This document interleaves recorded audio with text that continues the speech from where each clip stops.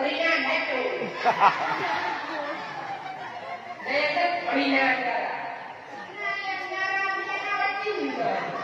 Nyutingnya baca nyarang di sana berjalan dulu. Bersikap yang dirahmati oleh Allah Subhanahu wa taala, maka berikanlah nama yang baik. Singgo di akhirat anak sedang awal mulai untuk menuju persidangannya Allah Subhanahu wa taala.